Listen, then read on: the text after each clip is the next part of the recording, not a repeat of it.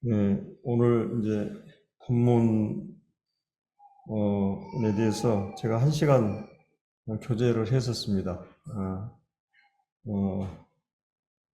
특별히 이제 이 본문을 이해하기 위해서는 이 팔레스타인의 두 가지 양우리가 있다고 하는 것을 저희들이 살펴보았는데, 이제 한 우리는 이제 마을의 공동 그런 우리가 있었습니다. 그래서 여러 목동들이 있고, 그 목동들이 공동 소유하는 우리에 여러 수백 마리의 양들이 와서 이렇게 이제 거기서 이제 쉬게 되는데, 거기에는 이제 문지기가 있는 거죠. 문지기가 있고, 여기 이제 거기 1절부터 7절 사이에 나오는 3절에 나오는 문지기, 그 문지기가 나오는 이 우리는 공동 우리라고 할 수 있고, 그 다음에 이제 7절부터 그 이후에 이제 나오는 내가 문이다고 있을 때 이 우리는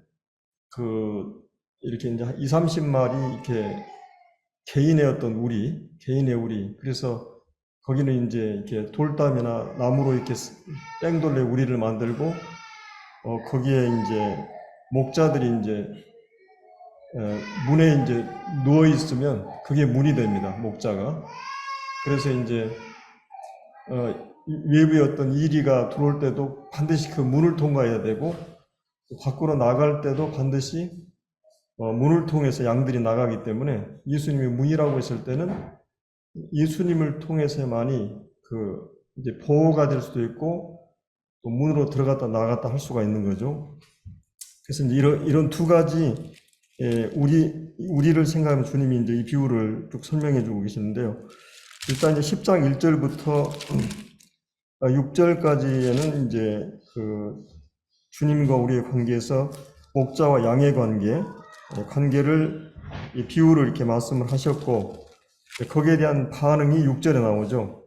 이제 이 비유에 대해서 이제 이해하지 못하는, 그리고 이제 7절부터 오늘 18절까지는 이 비유에 대한 설명이 나옵니다. 이제 이 주님이 이제 이 비유에서 어떤 뜻에 대한 자세한 설명이 나오는데, 거기에 대한 또 반응이 19절부터 21절까지, 그러니까 이제 크게 두 단락으로 1절부터 7절까지, 6절까지는 비유를 이렇게 제시하고, 그 제시한 비유에 대해서 6절에 이제 이해하지 못하는 그런 반응이 나오고, 7절부터 18절까지는 그 비유에 대한 자세한 설명이 나오는데, 그리고 이제 19절부터 21절까지는 그 유대인들 가운데 두 가지 반응이 이렇게 나오고 있습니다.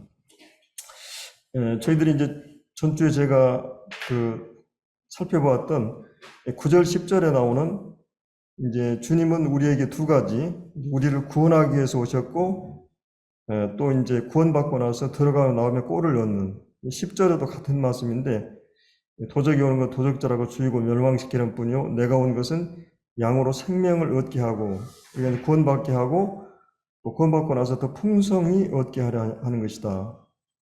그래서 제가 이제 풍성한 삶이란 무엇인가, 이런 부분에 대해서 시편 23편 이 말씀을 가지고 이렇게 살펴보았습니다. 특별히 이제 네 가지로 제가 얘기를 했었는데, 한 가지는 이제 안식에 있어서 부족함이 없는, 주님이 이제 특별히 양들은 예민하고 예민해가지고 어떤 소리라든지 뭐 이런 곤충이나 이 모기나 파리 이런 것들이 있으면은 쉬지를 못한다 그래요. 또 배가 고프거나 또 이 이리떼들이 주변에 막 그런 소리가 나거나 그러면 이렇게 이제 안식을 못하는 것을 볼 수 있는데, 우리가 시편 기자의 다윗이 이제 목동이었잖아요. 특별히 이제 구약 성경에 보면 아벨이 이제 목동이었고요.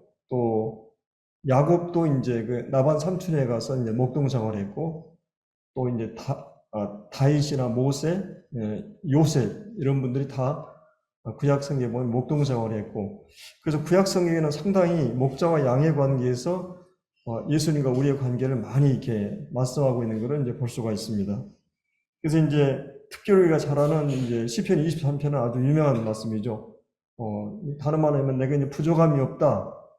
이걸 다른 말하면 이제 그게 이제 그 다윗에게 있어서 영적으로 풍성한 삶이죠. 주님이 내게 있어서 목자가 되시니까. 그리고 그 풍성한 삶에 대해서 자세히 이제 그 쉼에 대한 그 부정함이 없고, 또 주님이 항상 우리를 쉴만한 물가로 푸른 초장으로 또 자기 이름을 위해서 의의 길로 인도하시는 인도하심에 대한 이런 어떤 부정함이 없고, 또 이제 주님이 그 사망의 엄청난 골짜기라든 또 어떤 모든 맹수나 위험에서 자기를 이제 지켜주시는 안전에 있어서 부족함이 없다. 이런 부분. 그리고 이제 네 번째는 주님께서 어떤 필요 공급에 있어서 부족함이 없는 이런 다른 말하면 이것은 그에게 있어서 풍성한 이 삶을 고백하고 있고, 다른 표현으로 하면 다윗이 내 잔이 넘치나이다. 원래 이 잔이 넘친다고 하는 말이 풍성하다는 단어와 같은 단어입니다. 그래서 주님이 이런 그 풍성한 삶에 대해서 우리에게 약속하셨는데, 오늘은 이제 11절부터 18절 말씀에서 이제 그 오늘 주제를 우리 선한 목자는 어떤 분인가, 이런 제목으로 한번 생각을 해보겠습니다. 우리를 이끄시는 이제 목자, 선한 목자는 어떤 분인가. 그래서 이제 첫 번째로 이제 네 가지로 이제 제가 이제 생각을 해봤는데요. 첫 번째로는 이제 우리의 선한 목자는 완전한 그 자질을 가지고 계시다. 완전한 자질을 갖고 계시다. 여기 이제 11절에 보면 이 나는 선한 목자라. 그리고 14절에서도 나는 선한 목자라 이렇게 말하고 있습니다. 그래서 이제 무엇보다도 이제 우리의 목자 되신 그분은 이런 선한 그 자질을 갖고 계시는. 그래서 여기 이제 선한이라는 단어가 헬라어로 칼로스라는 단어인데, 이제 사랑스럽고 또 매력적이고, 또 이걸 다른 말로 이제 아름답다는 표현도 있고, 또 탁월하다, 우수하다, 훌륭하다, 가치 있는, 좋은, 이런 여러 가지 단어로 해석할 수 있는데, 하나님을 생각할 때 하나님은 선하신 분이다. 그 이제 모든 선에서부터 하나님의 사랑과 긍휼과 은혜, 그리고 자비, 이런 모든 긍휼이 그 선으로부터 이제 흘러나오는데, 이렇게 이제 완전한 그런 그 선한 분이다. 사람은 거짓되되 하나님 참되시다. 또 사람은 다 악하고 죄인이지만 하나님 한 분만이 선한 분이다. 하나님은 선하신 분이다. 이런. 그래서 이제 이 선한 단어가 이제 한 76회 나오는데, 신약성경에 최초로 이제 이 단어가 나온 게 마태복음 3장 10절에 그 좋은 나무, 좋은 열매 했을 때 이 좋은이라는 단어가 이 선한 단어와 같은 단어예요. 좋은. 그래서 이제 성경은 이제 좋은 열매를 우리에게 기대하는 것이 아니라 이 열매를 보면 뭐예요? 열매를 보면 그 나무가 어떤 것을 알 수 있어요. 그래서 이제 우리가 이제 일반적으로 어떤 사람을 생각할 때 그 사람의 성격과 그 사람의 됨됨이가 그 사람의 행동을 가져오죠. 그 사람이 이제 거짓말쟁이다. 그러면 그 사람은 거짓말하게 되고, 술주정뱅이다. 그러면 술을 자주 취하게 되고, 또 도둑이다.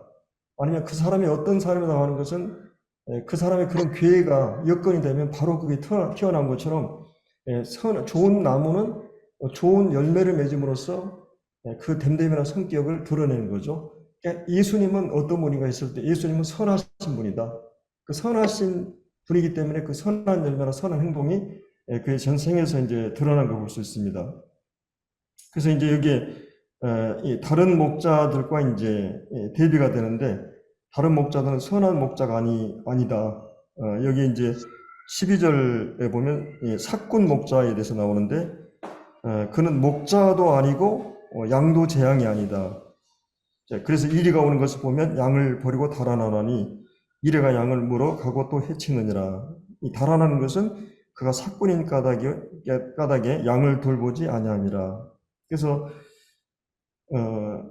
이제 그러니까 예수님 외에는, 이 선하다는 말은 예수님 외에는, 예수님을 빼놓고는 이 남의 죄를 위해서 대신 죽을 사람이 없다는 것 때문에 이제 주님은 선한 목자가 되시고, 다른 목자는 이제 여기서 도적이나 강도로 이렇게 말하는데, 그러니까 생명을 준비시키지 못하기 때문에, 생명을 이제 준비시키는 분은 예수님밖에 없기 때문에, 예수님 선한 목자로서 오신 것은 바로 우리가 10절에 나왔던 그 생명을 이제 우리에게 주실 수 있기 때문에 주님은 이제 선한 분으로 이렇게 말하고 있습니다. 근데 신약성경에 보면 예수님을 이렇게 목자라고 이제 세 군데 말씀이 나오는데, 히브리서 13장에 보면 이제 큰 목자다. 그리고 이제 베드로전서 5장에 보면 목자장이 나타나실 때, 오늘 본문 보면 이제 선한 목자다. 그래서 이제 어떤 의미에서 보면 예수님이 전체적인 큰 목자이고 목자장이고, 그리고 이제 이 교회는 또 작은 목자들이 있고, 어떤 의미에서 보면 모든 그리스도인들은 이제 넓은 의미에서 모든 그리스도인들은 이 작은 목자로서 다른 사람을 돌보고 섬기게 되는데, 그래서 이제 여기 그 이제 중요한 그 말씀은 이제 여기 이제 나는 그 다른 말로 하면 이제 선한 목자는 이 목자라는 말을 부모와 자녀의 관계로 또 설명할 수가 있습니다. 그분이 우리의 창조주고 그분이 우리를 구원하시기 때문에 이 부모와 자식의 관계는 불가분의 관계고, 이제 여기 사꾼은 이제 사꾼은 목자가 아니다, 양도 제거자 아니다. 이 양의 소유권이나 관계성에 있어서 사꾼과의 관계는 잘못된 거죠. 근데 이제 주님과 우리의 관계는 그분이 우리를 구속하셨고 그분이 우리를 지으신 분이기 때문에 관계성에 있어서 그분이 마치 영적인 부모이기 때문에 이제 부모가 양을 생각할 때 이제 이런 태도를 생각해 보면 되겠죠. 그래서 이제 여기 이제 그리고 이제 여기에 보면은 이 돌봄의 대상이고, 우리가 이제 그래서 주님이 이제 선한 목자라고 하는 그런 부분이 여기 나오고 있습니다. 물론 이제 선한 목자에 대한 부분에 대해서 여러 증거나 특징들을 이렇게 생각할 수 있는데, 제가 이제 두 번째로는 주님은 이제 선한 목자로서 이제 완전한 지식을 소유하고 있습니다. 주님은 선한 목자로서 완전한 지식을 소유하고 있어요. 우리가 이제 엄마들이 아이들을 이제 이렇게 울음소리만 들어도 무엇 때문에 이게 이제 얘가 울고 있는가, 아기의 습성을 잘 알고 있기 때문에 아이를 다루는 건 쉽지 않죠. 막 무조건 막 울 때가 있는데, 그 이제 엄마는 아이들을 이제 낳고 아이들의 그 모든 특성을 잘 알고 있는 걸 볼 수 있어요. 그래서 이제 여기 먼저 보면은 주님께서 이제 이 15절에 아버지께서 나를 아시고 내가 아버지를 아는 것 같이 양을 위하여 목숨을 보내노라. 여기 이제 여기 14절에 나는 선한 목자라 그래서 나는 내 양을 알고 양도 나를 아는 것이, 주님께서는 이제 먼저 내가 내 양을 안다 이렇게 말하고 있습니다. 주님께서는 이제 양을 지으신 분이기 때문에 우리의 신체의 모든 구조를 설계하신 분이고 우리를 창조하신 분이고, 또 그분이 희생고통을 통해서 십자가를 통해서 우리를 이제 거듭나게 하신 생명을 허락하신 분이기 때문에 주님은 내 양을 알고, 근데 그 내 양을 안다고 하는 말이 15절에 보면 이 비유를 이제 아버지께서 나를 아시고 또 내가 아버지를 아는 것 같이, 이건 정말 삼위 하나님으로서 서로 상호간의 어떤 아는 지식은 우리가 상상할 수 없는 지식이죠. 하나님과의 관계에서 서로 아는 것은 근데 이제 예수님께서 우리를 그렇게 하신다고 하는 거예요. 어떤 의미에서 보면 나보다 나를 더 잘 아신 분이 이제 주님이신 거죠. 그러면 이제 우리가 저도 이제 상담 심리학에 대해서 공부를 이렇게 한 4년 했었는데, 그 공부를 하면서 내가 나를 많이 알게 되겠더라고요. 아, 내가 이런 것이 있구나. 내가 모르는 것이 너무나 많아 있었는데, 뭐 내가 신체적인 것으로도 내가 뭐 의학적으로 모르는 게 너무나 많고, 근데 이제 심리적으로 이제 내 심적인 면에서도 많은 모르는 게 있는데, 그러나 이제 주님은 나를 가장 잘 아신 분이라는 거죠. 가장 정확하게 아시고 나를 아신 분. 하나님 아버지께서 나를 아시듯이 부모가 이제 자식을 알듯이 주님은 이제 모든 양들을 알고 계신다. 그 양의 수와 고집세고 신경이 예민하고 양의 다 개인적인 특성이나 성격을 주님이 이제 머리카락까지 우리 아신다고 그러는 숨 쉴 정도 우리를 돌보신다.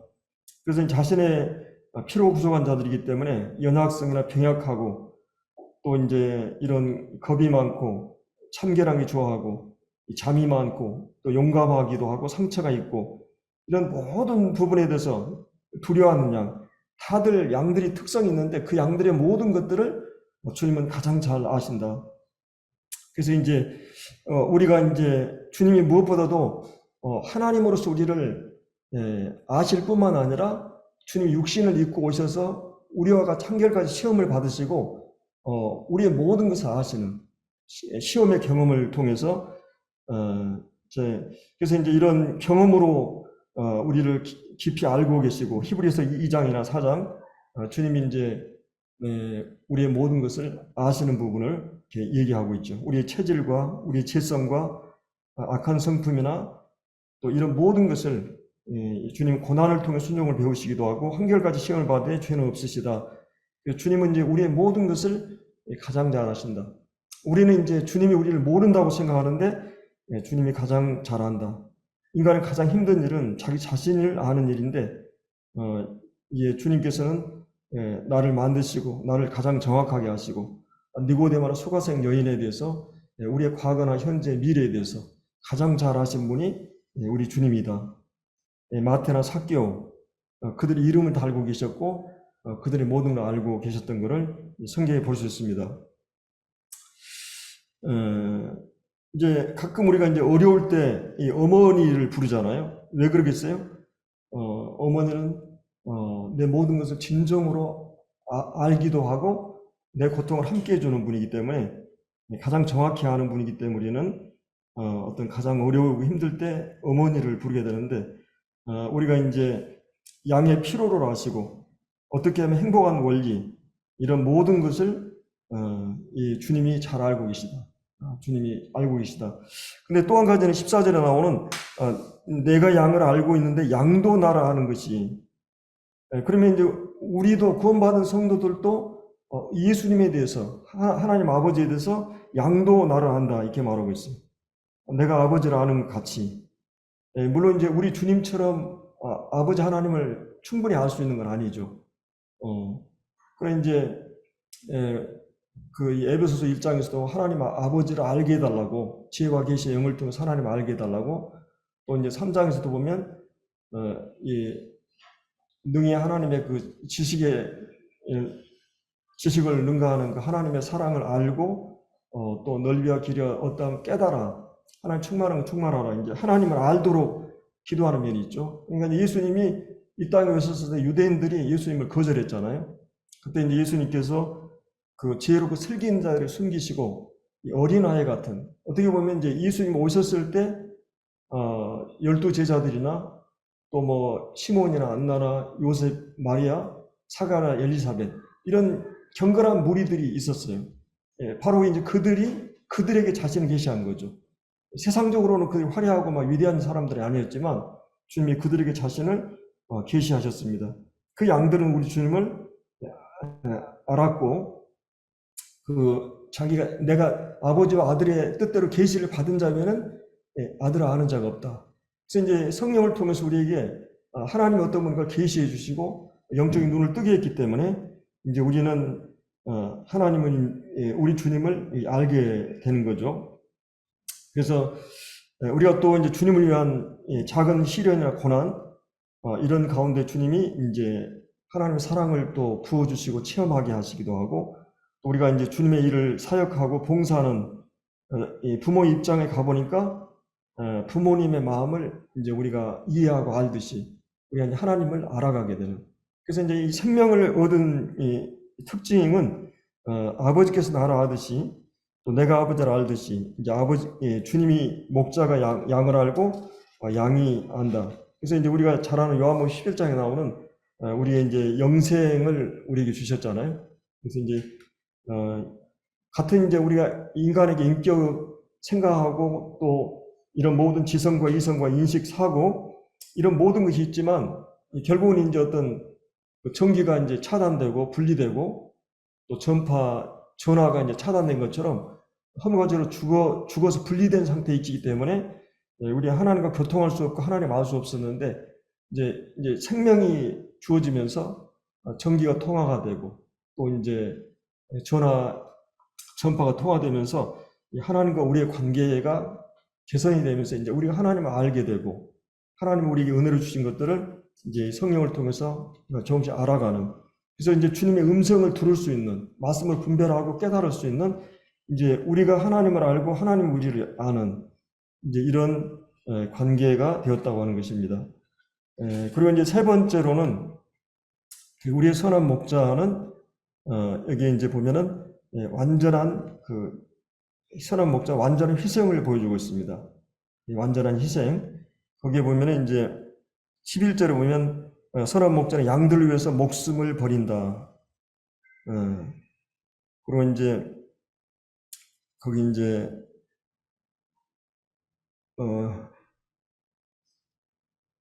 17절에도 내가 내 목숨을 버리는 것은, 그리고 이제 18절에서도 4번 정도 10절, 11절, 10장 11절, 15절, 예, 15절에도 이제 나는 양을 위해서 목숨을 버린다. 그리고 이제 17, 18절에서도 이 본문에서 이제 주님이 4번 정도 나는 양을 위해서 목숨을 버린다 이렇게 말씀을 하고 있습니다. 주님의 이제 이런 이 희생은 두 가지로 요약을 하면 주님의 희생은 이제 자발적이었어요. 거기에 이제 18절에 보면 이를 내게서 빼앗는 자가 있는 것이 아니고 내가 힘이 부족해서나 힘이 약해서 내가 수동적으로 막 끌려가서 내가 굴복하고 죽는 것이 아니라 내게 빼앗는 자가 있는 것이 아니라 내가 스스로 버리노라. 나는 버릴 권수도 있고 다시 얻을 권수도 있다. 이런 말씀하고 있죠. 그래서 이제 이거는 주님이 우리에게 하신 십자가 희생은 결국 이제 사랑이 원동력이 돼서 한 거죠. 사랑만큼은 우리에게 이제 사랑은 이제 자원에서 하는 거고 또 우러나서 하는 그런 특성이 있기 때문에 주님은 최고의 사랑을 십자가를 통해서 보여주셨고 하나님 아버지께서는 아들을 내어주시는 사랑을 또 친구를 위해서 목숨을 버리는 것이 최고의 사랑인데 우리 주님께서 자신의 목숨을 내어주는 이런 사랑을 우리가 이제 여기 바나바도 이제 목숨을 아끼지 않는 형제로 이렇게 나오죠. 사도 바울도 내가 복음을 위해서 생명을 아끼지 않는다. 이런 자기 목숨을 이렇게 아끼지 않는 이것이 바로 이제 선한 목자장 대신 주님에게서 배운 사람들에게 있는 거죠. 구체적으로 자기 시간을 또 자기 물질의 은사를 모든 것을 주님에서 기꺼이 이제 드릴 수 있는 이런 희생은 자발적인 그런 희생이고 우리가 잘 아는 로마서 5장에 나오는 우리가 아직 죄인 되었을 때 경건치 않을 때 연약할 때 원수 되었을 때 우리를 향한 예수 그리스도의 죽으심으로 하나님 대한 우리에 대한 사랑을 확증해 주시는, 그래서 이제 주님은 이런 희생이 자발적인 희생이었다고 하는, 우리를 사랑하기 때문에 어쩔 수 없이 힘에 의해서 수동적으로 죽는 것이 아니라 주님은 여기 이제 결국은 어떤 자살이 아니고 또 어떤 순교라는 개념도 아니고 여기 이제 중요한 말씀이 뭐예요? 계속 양들을 위하여 11절에 15절에서도 양을 위하여 결국 이제 양의 문제를 주님이 끌어안고 피 흘림이 없은 죄사함이 없고 모든 육체 생명이 피해 있기 때문에 자기가 이제 피를 흘려서 이 죄의 값을 지불하고 우리에게 생명을 제공하기 위해서 주님이 이제 그 죽음의 자리에 갔어요. 양을 위해서 주님이 목숨을 버린다. 양의 상태가 어떤 상태에 처한 것을 잘 알고 계셨기 때문에 양들을 치료하고 살리기 위해서 자신의 죄의 삭신 사망을 감당해야 되기 때문에 그런 죽음의 값을 지불하기 위해서 이 양들을 위해서 목숨을 버리는, 그리고 이제 그래서 이제 두 번째로 이 희생은 이 대속적인 그런 희생이죠. 주님이 바로 양들을 위해서 자신의 목숨을 버리는 그런 죽음을 죽으신 것을 이제 볼 수가 있습니다. 그리고 이제 네 번째로는 우리의 선한 목자는 여기 보면 이제 그 완전한 선교의 비전을 갖고 계시는, 이제 완전한 선교의 비전을 갖고 계시는. 그래서 이제 여기 이제 세 번째는 16절을 보면 또 이 우리에 들지 아니한. 자, 그러면 이 우리는 어떤 우리겠어요? 유대인들로 형성된 구원받은 사람들이죠. 이 우리는 아직은 이제 유대교는 아니에요. 왜냐하면 주님이 유대교를 정죄하셨고 유대 지도자들을 계속 이 배경 속에는 사꾼이고 또 이들이 이제 강도의 도적이고 바리새인들이나 이제 이 지금 유대 지도자는 부정하고 정죄를 했어요. 그러니까 이제 특별히 이제 주님에 의해서 구원받은 이제 주님을 따르는 무리들이 있었던 거죠. 이 제자들이나 이제 이 우리에 들지 아니한 다른 양들, 다른 양들은 이제 이방인들을 얘기하겠죠. 다른 양들, 내게 있어 내가 인도해야 할 테니 그들도 내 음성을 듣고 한 무리가 되어 한 그 때가 되어 이런 말, 한 때가 되어 한 목자에게 있으리라. 이게 이제 에베소서 2장에 보면은 바로 유대인과 이방인이 하나가 되어서 이제 우리가 한 시민이 되고 한 권속, 한 성전이 되고 한 몸이 되고 이런 이제 이방인과 유대인으로 구성된 교회가 이제 형성되는데 그래서 주님은 이제 이렇게 이 우리에 들지 않는 양들에 대해서 이렇게 그냥 관심을 갖고 계시는 것을 이제 볼 수 있습니다. 그래서 이제 여기 17절에 보면 내가 내 목숨을 버리는 것은 그것은 내가 다시 얻기 위함이니. 이게 이제 이 세속적인 모든 죽음하고 다른 점이죠. 주님은 죽음으로 끝나는 게 아니라 주님이 다시 살아나기 위해서 주님은 죽음의 자리에 갔고 그래서 이제 내가 다시 얻기 위해서 이로 말미암아 아버지께서 나를 사랑하시느니라 이렇게 말하고 있습니다. 그래서 이제 어떻게 보면 이제 이 우리는 예수님이 시대 때 울타리 형성하는 이 우리는 굉장히 이제 어렵고 나쁜 상황들이었죠. 사복음서에 보면 예수님이 제자들이나 주님이 작은 무리여 두려워하지 말라. 또 그들은 이제 경건함이 이제 부족한 시대에 이제 이런 그 시몬이나 안나, 마리아, 요셉 또 사가랴, 엘리사벳 또 예수님의 이 제자들 주님을 따르는 많은 여인들이 있었고 또 이런 여인들이 뭐 12제자, 70제자, 120명 제자 뒤로 해서 3,000명이 돌아오고 500의 형제가 부활을 보고 이런 주님 시대에 유대인들로 구성된 요즘 이제 사도행전에 보면 지금 뭐죠 유대 교회에서 이제 유대인들만의 구원이 아니라 이제 고넬료가 돌아오고 에디오피아 네시가 돌아오고 또 이제 사도 이제 이런 바울이 회심하고 그리고 이제 지금 헬라 지역이 복음화되고 안디옥이 그래서 이제 유대인들 밖으로 이제 복음이 이제 확산돼 간데 주님이 이제 이 사도 바로 바울을 이제 사용하시는 걸 볼 수 있는데 그래서 이제 이런 그 복음이 이제 이방인으로 이제 전파되는 근데 주님이 사도 바울이 이제 복음 전하다 굉장히 어려움을 겪는 경우가 있었죠. 13장에서도 보면 근데 이제 안디옥인가 가서 이제 BCD 안디옥 가서 복음 전하는데 이제 두 파가 막 나눠져 가지고 막 어려웠잖아요. 근데 주님이 이제 그때 이제 영생업계로 작정된 사람은 뭐라 그랬어요? 다 믿더라 이런 말씀이 있고 고린도가에 가서 이제 복음 전하는데 너무나 환락가가 많고 지성인도 많은데 복음의 역사가 막 안 일어나고 바울이 너무나 피곤해 힘들고 막 지쳐가지고 낙심하고 있는데 주님이 나타나가지고 이 성중에 내 백성이 많다.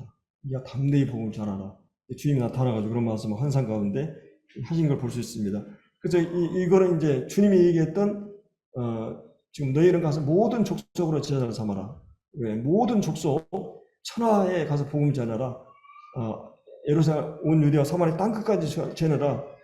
주님은 이제 이런 그 비전을 갖고 계셨던 거죠. 이런 여기 이제 16절에 나오는 이 우리에 들지 아니한 다른 양들이 내게 있어. 그들을 내가 인도할 터니. 주님이 어떻게 인도하겠어요? 이 교회를 통해서 몸된 교회를 통해서 머리된 그분이 명령하시고 또 이 우리 교회 전도자들 통해서 복음을 전하고 또 성령을 통해서 인도하여 할 터니 그들도 내 음성을 듣고 한 목자에 돌아오리라.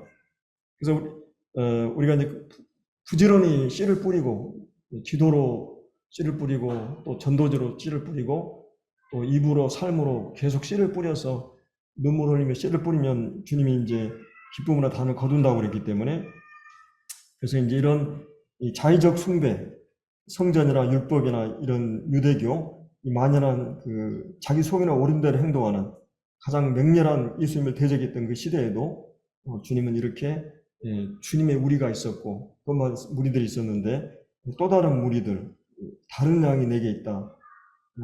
여기서 주님이 그렇게 말하고 있어요. 그래서 이제 이런 셀 수 없는 또 2000년 동안 전 세계적으로 6개 대륙이 이 주님의 비전에 따라서 복음이 확산되고 증거되고 우리에까지 이제 왔던 것을 볼 수 있습니다. 여기 이제 내게서 인도하여야 할 터이니 이게 머스트 조동사가 이거 반드시 해야 되는 부분. 주님이 내가 뭐 사마리아로 가야 되겠다, 인자가 들려야겠다. 요한복음에 그런 단어들이 많이 나오는데 복음 전하는 일, 이것은 주님이 이 교회를 통해서 반드시 이루어야 될 그런 부분인 것을 이렇게 말씀해 주고 있습니다. 그래서 이제 저희들이 오늘 본문을 보면서 네 가지로 생각을 해보았습니다. 기억을 하시겠어요? 첫째로 우리의 선한 목자는 완전한 자질을 가지고 있다. 선한 목자. 두 번째는 우리의 선한 목자는 완전한 지식을 소유하고 있다. 이게 이제 성령을 통해서 영적인 지식이죠. 우리가 주님을 알고 주님 우리를 아는. 그리고 이제 세 번째로는 우리의 선한 목자는 완전한 희생, 자기 목숨을 양들 위해서 버리는 희생을 하고, 네 번째로는 우리의 선한 목자는 완전한 선교의 비전을 갖고 계신 분이다. 그래서 이제 우리도 이런 작은 목자로서 교회의 목자, 가정의, 직장에 믿지 않은 사람들 가운데서 이런 목자로서 이런 어떤 세속적인 리더십이 아니라 성경적인 리더십은 이런 선한 목자고 자기를 희생하는 군림하고 힘으로 막 이렇게 하는 게 아니로 이런 리더십을 발휘하는 걸 섬김의 리더십, 본을 보이는 리더십, 이런 걸 볼 수 있죠. 그리고 이제 사도 바울에게도 사도행전 20장에 보면 너희를 이제 목자로서, 감독, 장로, 목자로서 양떼들을 돌보게 하셨다. 디모데 이제 전서는 이 목자의 자질에 대해서 쭉 얘기를 하고 있죠. 그리고 이제 베드로도 베드로전서 5장에 보면 너희가 이제 이 장로들에게 말하면서 너희가 이제 억지로 하지 말고 자원함으로, 일을 위해서가 아니라 즐거움으로 하고 약물에 주장하는 자세로 하지 말고 본이 되라. 그래야 하면 이제 주님이 오실 때 목자장이 우리에게 그 영광의 면류관을 장로들에게 이제 약속하신 것을 볼 수가 있죠.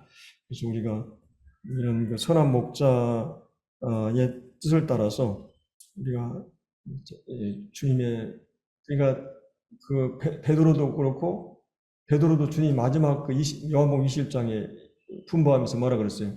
내 양을 먹이라. 계속 그렇게, 어떻게 보면 그가 실수하고 넘어지고 그 자리에 와가지고 주님은 네가 나를 사랑하느냐 그러면서, 주님이 부르신 자들이 가장 중요한 거는 주님을 사랑하느냐는 문제. 그러면 내 양을 먹이라. 주님이 그렇게 이제 사명을 주시는 걸 볼 수 있죠. 그래서 이제 이런 그 목자로서 주님의 목자의 이런 그 중심 사상이, 우리의 선한 목자 예수 그리스도는 양들을 돌볼 수 있는 모든 조건을 갖추고 있다. 주님께서는 우리의 선한 목자는 정말, 그래서 우리에게 이런 목자가 있다는 거 얼마나 힘과 위로가 되고 안위가 되는지 모르죠.